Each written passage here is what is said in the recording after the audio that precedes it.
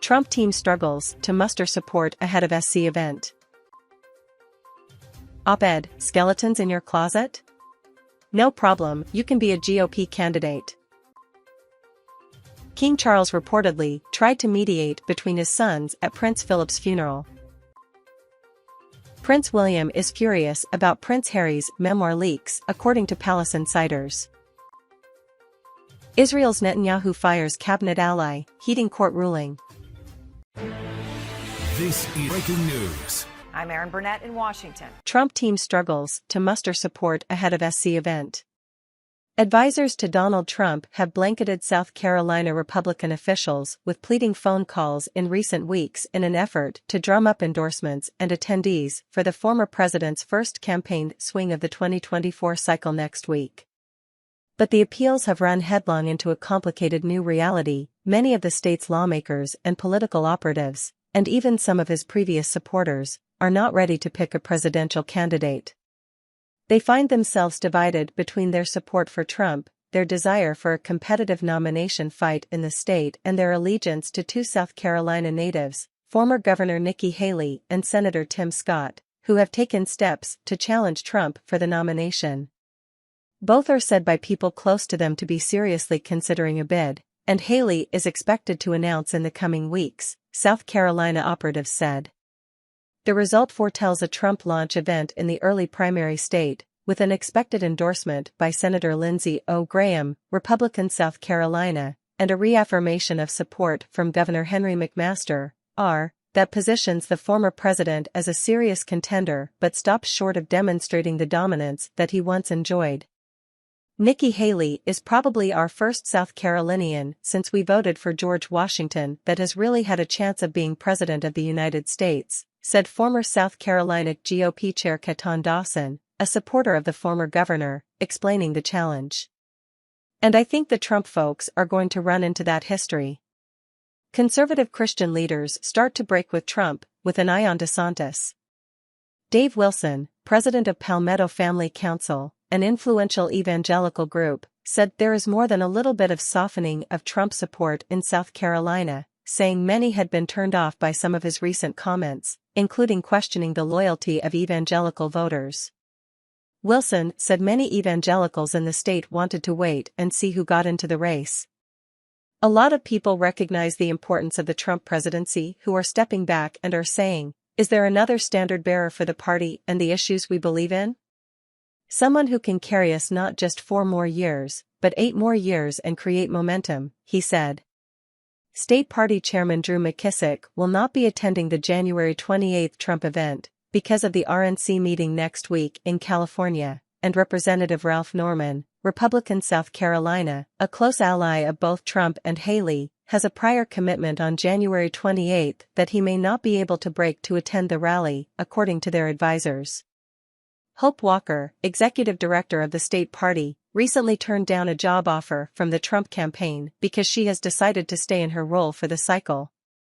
Several other state lawmakers have also told Trump's team that they will not be able to make it, according to people familiar with the conversations, who, like others for this story, requested anonymity to describe private conversations. Graham has been trying to rally support for Trump, 3 people familiar with the call said, telling people they should get on board because he is likely to be the nominee. The Trump campaign is trying to consolidate support. But I don't think it is going to be as quick as they think, said one state lawmaker, who has so far resisted the appeals of the Trump team and heard mutterings of support for Florida Governor Ron DeSantis. Right now my constituency is as excited about Ron DeSantis as Donald Trump, if not more. Stephen Chung, a spokesman for Trump's campaign, said the former president would make a strong show of support at the event. President Trump is going to South Carolina to unveil his leadership team, which will show the significant support he has throughout the state, from grassroots leaders to elected officials, he said. The event, to be staged at the State House, has faced some logistical hurdles as well, people familiar with the planning say. Trump's likely rivals for the nomination are also doing their part to prevent early Trump dominance. Former Secretary of State Mike Pompeo has been running Facebook ads in the state this year promising to help principled conservatives in South Carolina restore the American dream. Former Vice Op-Ed, skeletons in your closet? No problem, you can be a GOP candidate.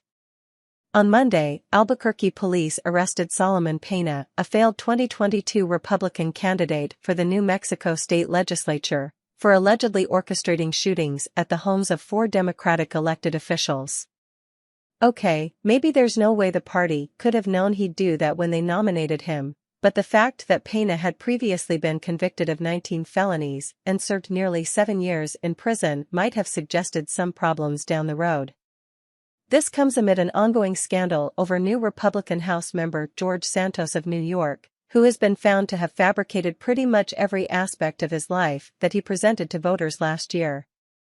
The head of the Nassau County Republican Party, in Santos District, has called on him to resign. What do these stories have in common? They suggest a Republican Party that simply doesn't vet candidates for office anymore. Even cursory background checks or interviews would have revealed some problems with these candidates, but today's GOP doesn't seem to care.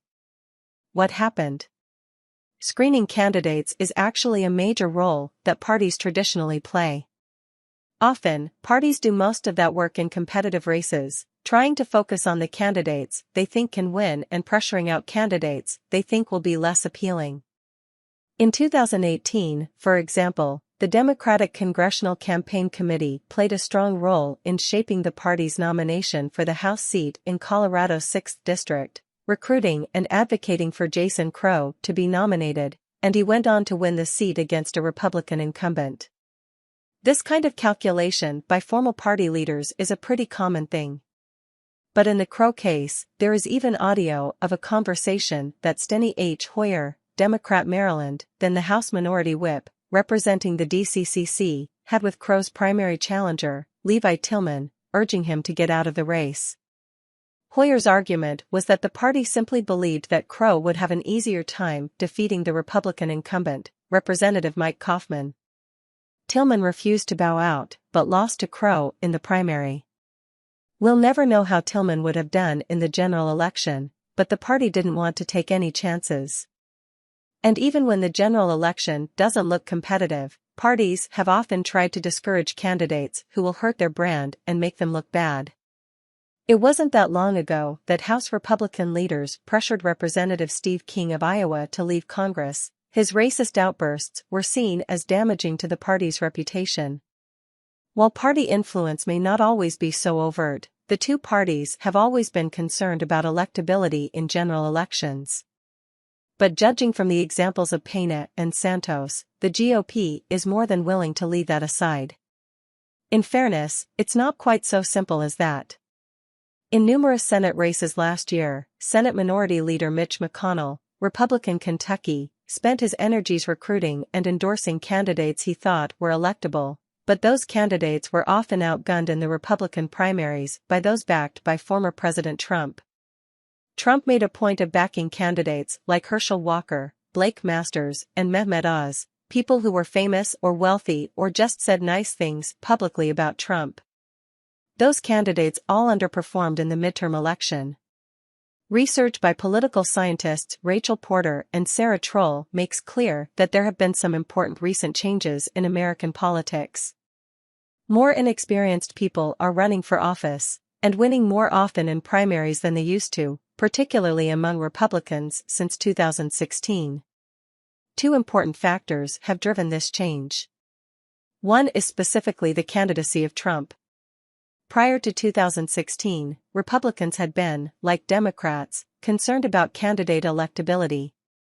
GOP leaders rallied around presidential candidates John McCain in 2008 and Mitt Romney in 2012 over other popular, more conservative leaders precisely because they believed that those two candidates had a better shot at winning the general election. Republicans broadly predicted a Trump candidacy would be poison to the whole party ticket, but then it wasn't. For many of them, the lesson was, if Trump could take the White House, any electability analysis was out the window. If Trump could win after everything he said and did in 2016, maybe others could too. And indeed, the party has been far more tolerant of candidates such as Lauren Boebert, Marjorie Taylor Greene, Matt Gaetz, and others, who until recently would have been considered the unpalatable fringe. A second factor is the influence of conservative media such as Fox News, which are a dominant source of political information for Republican primary voters. These outlets generally don't portray extremist Republican candidates as such. Instead, they portray them as unfair victims of the mainstream media and turn their accusations and attacks on progressive Democrats. It's hard to punish a problematic candidate inside an echo chamber.